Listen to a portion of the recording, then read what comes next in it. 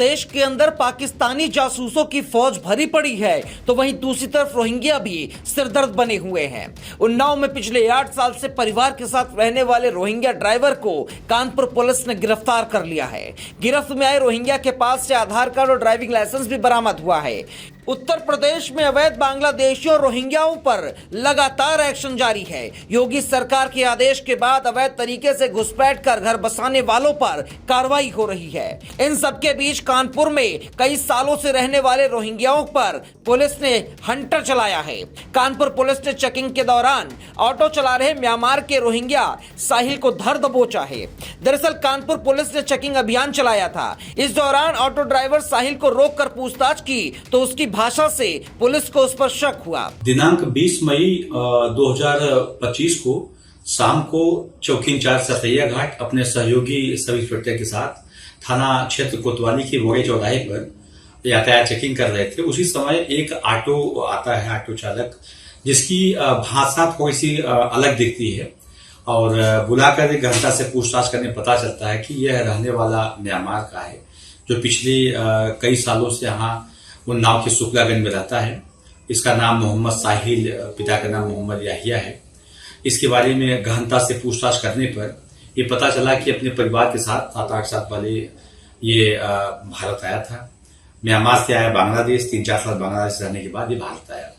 इसके संबंध में गहनता से जांच करके चूंकि इनके पास अपना फर्जी आधार कार्ड भी है जिसमें संबंधित धाराओं में अभियोग पंजीकृत किया गया है। आगे सभी तथ्यों की जांच की जा रही है। जो भी तथ्य निकल के आएंगे उसके आधार पर आगे विधिक कार्रवाई की जाएगी। पूछताछ में उसने रोहिंग्या होने की बात भी कबूल कर ली है। इसके बारे में गहनता से पूछताछ करने पर यह पता चला कि ये अपने परिवार के साथ 8 साल पहले म्यांमार से भारत आया था।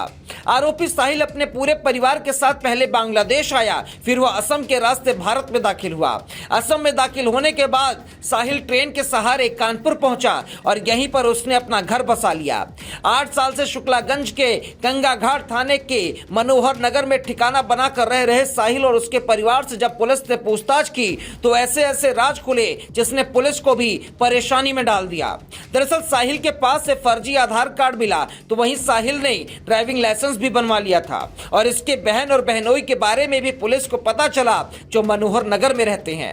इस खुलासे से पुलिस के हाथ पैर फूल गए कि देश में किस तरीके से अवैध घुसपैठिए रह रहे हैं और वो किस तरीके से हमारे समाज में मिल चुके हैं। और इस जांच और पूछताछ से इस बात का भी खुलासा होता है कि कैसे हमारे देश में भ्रष्टाचार बढ़ रहा है कि एक परिवार जो दूसरे देश से आया है वो देश का सबसे बड़ा प्रमाण पत्र बनवा लेता है और देश की मिट्टी के साथ घुल मिल जाता है।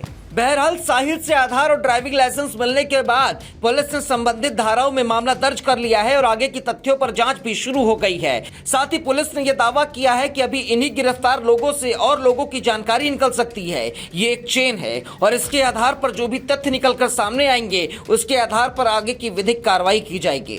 पुलिस अब ये पता लगाने में जुटी है कि कैसे साहिल ने नाम बदल कर आधार कार्ड और ड्राइविंग लाइसेंस बनवा लिया, किसने इसकी और इसके पूरे परिवार की मदद की। साथ ही पुलिस पूछताछ कर इसे संरक्षण देने वालों की भी तलाश में लगी हुई है। Bureau report, VK news. VK news, राष्ट्र के नाम।